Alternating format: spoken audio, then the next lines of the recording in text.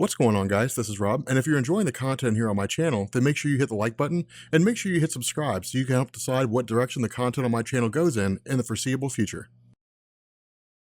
Okay, so continuing on with our discussions about the Watchmen, in this video, we pick up with the origin of Rorschach. Now, there are a couple things that happen in this segment of the story that don't focus on Rorschach. Things like Lori, for example, and Dan. You know, the fact that Lori had left Dr. Manhattan, she was looking for a place of her own. Dan offers his, they sort of, touch naughty bits a couple times, and then that's about it. Things like Adrian Veidt, for example, somebody tries to attack him, tries to kill him, and then Adrian Veidt, is able to overcome the guy after the guy takes a cyanide capsule.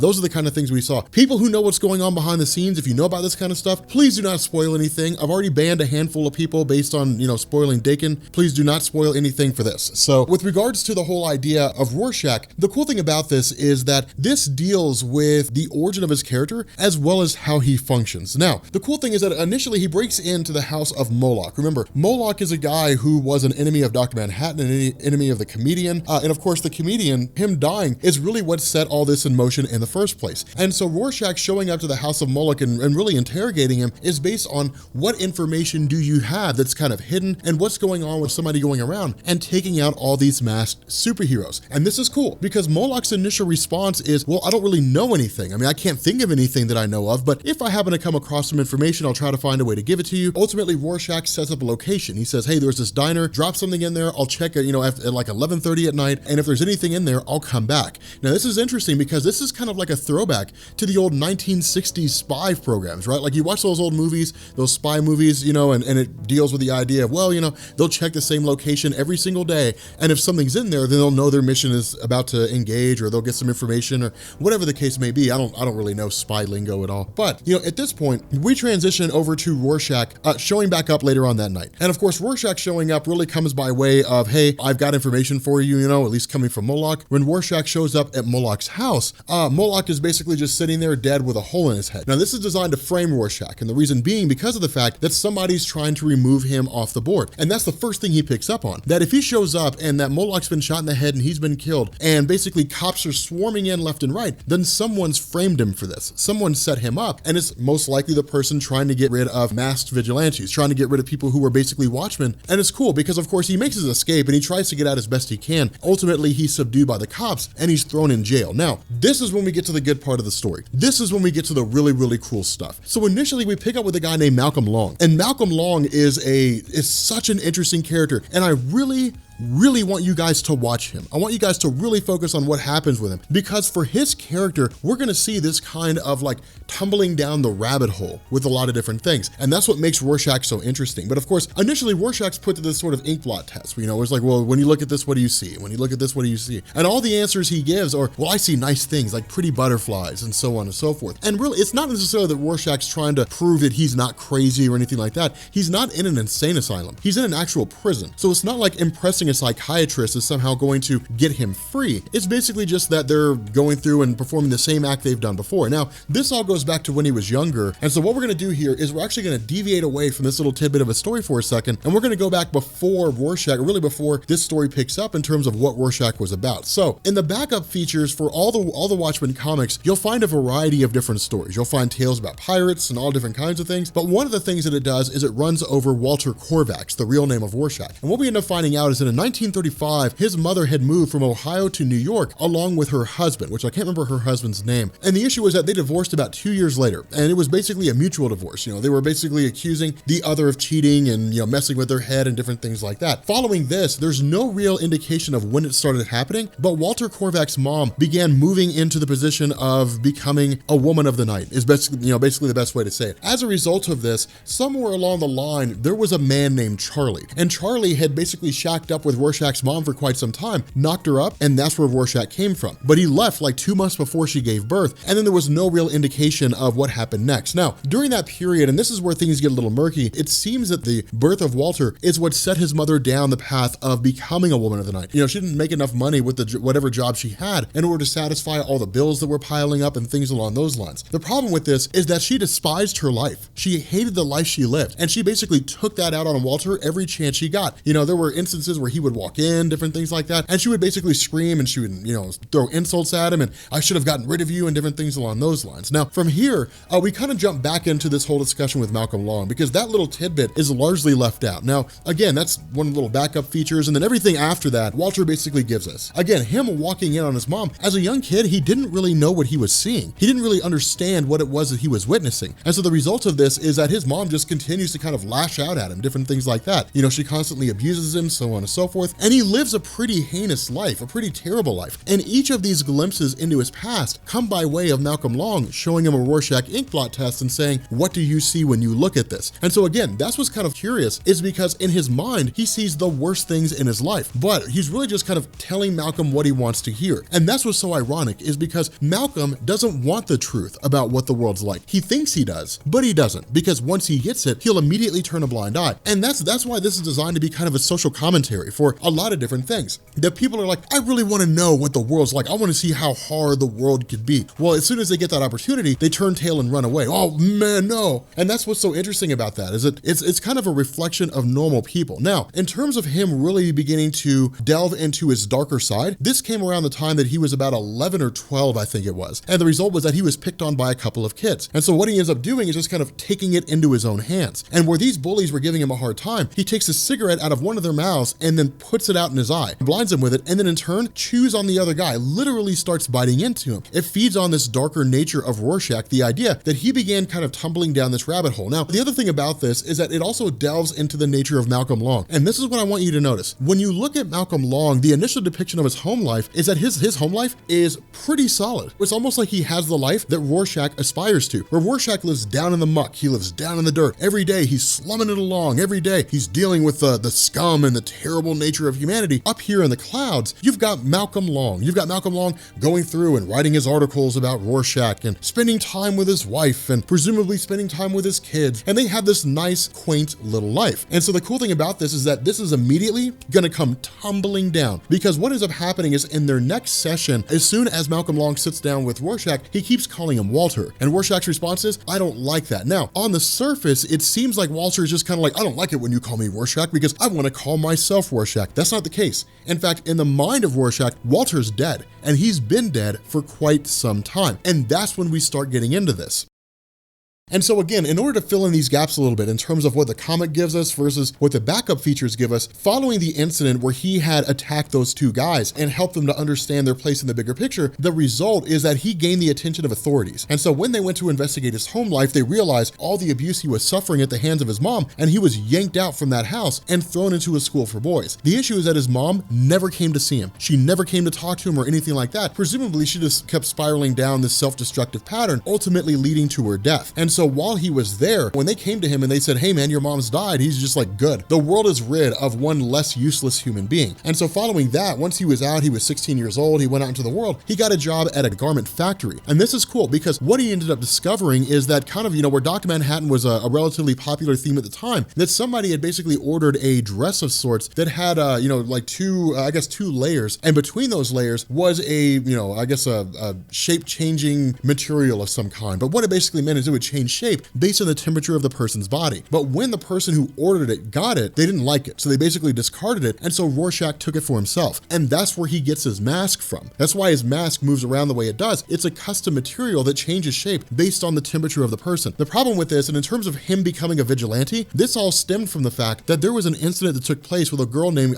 Kitty Genovese. And Kitty Genovese was assaulted and then killed by a guy or something like that. But the entire neighborhood, while this was all going on, looked down, watched it happen, and didn't do anything about it. But it set him on the path of realizing if there are people in the world who are going to watch such a terrible thing happen and do nothing to stop it, then this can't just be the only time that would happen. And so that's when he sits around and says, well, society is the way it is because people make it that way, because there's no concern, because people say, I don't care what goes on in the world until it affects me. This is designed to be a very cynical perspective of the world. There's a lot of great things that happen in the real world, but for Rorschach, he doesn't see that. In his world, he doesn't see that. All he sees is the terrible things that happen. And that's kind of the irony, because Malcolm Long basically makes this argument, well, I think that you've been conditioned to see things this way. Like your mother's abuse for you has conditioned you to the point that this is all you see because it's all you've known. And that's what's kind of funny, is because there's truth to that. I would like to believe people are one part nature, one part nurture. That sure, there is an instinct in people in terms of us reacting to scenarios, fight or flight, different things like that. But the fact remains, there's also the nurture side, that if I take a child and I put them in a room and I show them nothing but violence, all they're going to come to believe is that violence is okay and the world is nothing but violence. If I take people and I remove them from social settings and I take away any form of human interaction and raise them that way from the time they're a child and then send them out into the world, they're not going to know how to interact with people. It's not a natural instinct for people to be able to carry on conversations. It's a skill set that's learned. If it was a natural instinct, you wouldn't have people who didn't know how to hold conversations. It is an interesting concept when it comes to nature versus nurture and how it works with the character of Rorschach. But when Walter looks at Malcolm Long, he doesn't see a man that's genuinely trying to help him. What he sees is a man that's just trying to make his bones. That's how Rorschach sees him. In truth, I wouldn't say Malcolm Long is duplicitous. I'd say he's a guy who's just curious about how he works. He's curious what makes him tick. Now, of course, for Rorschach himself, also keep in mind, Walter Korvax is not a man to be trifled with. And a lot of people who are currently in this prison are there because he put them there. And so it is kind of funny because there are people who are trying to make their bones by being the ones to take out Rorschach. And one of the guys makes the mistake of believing he has the upper hand. And the result is that Rorschach splashes him with hot grease, literally all down his face. And it's crazy because when you're Malcolm Long and you're learning about these kind of things and you're studying this kind of person, it almost becomes an obsession. And that's why I wanted you guys to notice his life, because his relationship with his wife begins to become a bit strenuous. So instead of his wife coming in saying, hey, are you almost done? He's like, yeah, it's about 8 o'clock, let's go ahead and wind down for the night. Now he's up for hours and hours and hours. It's almost like he's ignoring his wife. It's gotten to a point where Rorschach is an obsession for him. And so from there, we pick up with this next session. Malcolm Long asked the question, when did Walter Korvax cease to exist? At what point was it no longer Walter Korvax? And at what point did you full on become Rorschach? And that's what's interesting, is because he says, in the early days of being a masked vigilante, I didn't really understand what I was getting into. I was young, I was naive, I genuinely believed that I could change the world, all the while failing to realize if the world could have been changed that easily, somebody would have changed it already. The way this all progressed, I joined the Watchmen thinking we could do incredible and amazing things. I genuinely believed in this superhero escapade. He makes comments on the comedian, that the comedian realized how terrible and awful people were. He has respect for the comedian because the comedian seems to be the only person that really looks at humanity for what it is, as opposed to looking at humanity for what it could be. Now, these are distinctly interesting philosophical views when it comes to this, and that's what's so cool. People will say, in order to be able to fix the world, you have to imagine it for what it could be. The world can never become greater than what it is if you never look at what it could be, and that's true. But if you look at the problems the world has, you have to look at it like an illness. A doctor cannot walk up to a patient that's suffering from some kind of illness and say, okay, I know exactly how to fix you because I'm imagining you being cured. No, they have to know what the problem is. They have to know what the source of that sickness is and then treat that source. And that's how Rorschach and how comedian view the world. Now, the steps they take to try to quote unquote fix the world, well, of course, that's a whole different argument, a whole other kettle of beans. But for them, among the members of the Watchmen, they're the only ones who really see the world for what it is. They're the ones who only really see the core of the problem is people. The core of the problem is humanity. In the eyes of comedian and the eyes of Walter Korvax, the cause of the problem is human beings. Now, where Rorschach believes that if he kills enough bad guys, then bad things will stop happening, the comedian's just like, as long as there's people in this world, terrible things are going to happen. And so there's no point in trying to stop it because until humanity becomes extinct, terrible things are just going to keep happening and happening and happening. And that's why he just laughed. But for Rorschach, he stopped being Walter when he had been informed about a young girl who had essentially vanished. This girl named Blair Roche. And so the result is that he had gone around and he'd started poking around and trying to find different clues and things like that would lead to her location, ultimately leading him to a house. Well, I say house, but it was more like a garment shop. But the fact remains that it was owned by a guy named Gerald Grice. And Gerald Grice had kidnapped this young girl under the belief that her parents owned a fortune and he'd be able to extort ransom. The problem with this was that when Rorschach got in there, what he found was that the girl had actually been killed by Gerald and fed to the dogs. And so this snapped something in the mind of Walter Korvax. At that moment, he stopped being Walter and became Rorschach because it was the most heinous thing he'd seen to that point. It was such a terrible disregard for human life and for such a young girl at 6 years old. It was insane and it was brutal. And the result was that he did exactly what he should have done. He killed both dogs and then he turned his weapon on Gerald Grice, or at least seemed to turn his weapon on Gerald Grice. Now, in the movie, he just started hacking at him, with an axe. In the comic,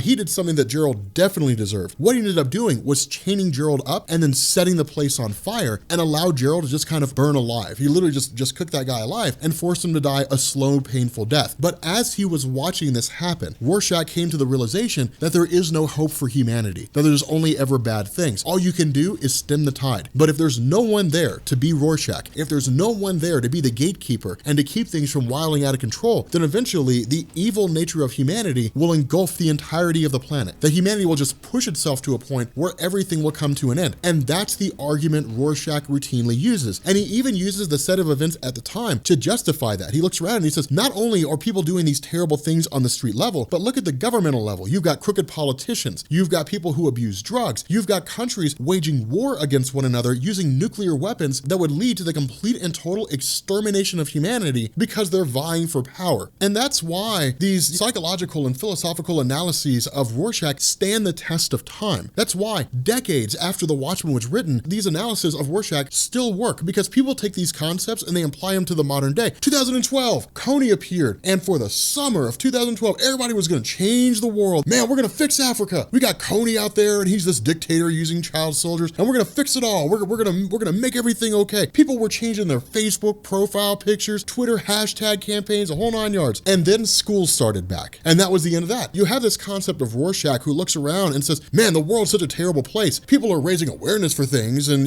people are being activists as long as it's convenient for them. But then as soon as it becomes inconvenient, well, then they have a litany of things to do, and they can't miss their favorite shows. But the fact remains here that these are the kind of things that Rorschach looks around and sees and says, this is the nature of humanity. If people really wanted the world to be a better place, it would be a better place. The reason why it's not a better place is because people don't care enough to try enough. And that's the case that's used here with Malcolm Long. Malcolm Long is being introduced to a world that he wanted to ignore, that he didn't want to believe truly existed, but being forced to see it, being given this first-hand account by Rorschach of this heinous crime means that he can't ignore it anymore. It's now becoming an ingrained part of his personality. And where this event with this young girl had changed the way that Rorschach sees the world, it's also changing the way Malcolm Long sees the world. And notice this juxtaposition. Notice this. When he sits down at dinner with his wife and a couple of family friends, one of the things they ask is, so what's going on with Rorschach? Like, how's that whole thing going, And he's like, well, actually, Rorschach told me about a kidnapping case that happened in 1975. And one of them is like, man, what happened? Like, was she gagged? Was she helpless? It's almost like this seedy underbelly of the world is a zoo for those individuals who are disconnected from the way the world really is. And that's what happens when this guy starts asking these questions and when he's so excited about what happened to this girl who was kidnapped because it's so fascinating. When Malcolm Long gives him this play-by-play on what happened, well, then suddenly the realism is just too much to bear. Suddenly it's, well, I mean, look, man, that's crazy. And they basically end up splitting. But that's the crazy thing about this. That's why it's so intriguing, is because Malcolm Long's wife leaves him, his family just comes crumbling down around him, and all the while he begins looking at all these little inkblot tests, and he's coming to the same conclusion that Rorschach is. Maybe there is no hope for humanity. The reaction of his family friends to hearing the grittiness and the true nature of the world, they can't handle it. They run away. And so maybe that's what it is. Maybe it's humanity's inability to accept the world around it and to either put blinders on or to just look the other way. And so Malcolm Long doesn't have that option. Malcolm Long doesn't have the ability to look the other way. He's stuck there with Rorschach. And even if he packed his bags and he quit and said, I'm not doing this anymore, because of what he's heard and because of what he's seen, there's no going back. There's no way to undo what he's experienced so far. Rorschach is part and parcel to Malcolm Long. And that's why it's so cool, is because Rorschach is a name, and Rorschach's an identity that Walter Kovacs uses to justify his actions, but it's an ideology. Rorschach stands for the very concept that sometimes the world is beyond any real hope of saving. And the only thing that you can do is try to stem the tide. And when people begin to wake up and they begin to realize what's truly happening, their names get cast aside, who they were, begin to move on, and they become Rorschach. They become this ideology, this embodiment that someone has to stem the tide. So again, it's cool. It's a really interesting concept because it takes this guy Malcolm Long, whose life is up in the clouds and he's got no real understanding of what the world's like, and it sends him spiraling down into the cesspool of how the world really is through the eyes of Walter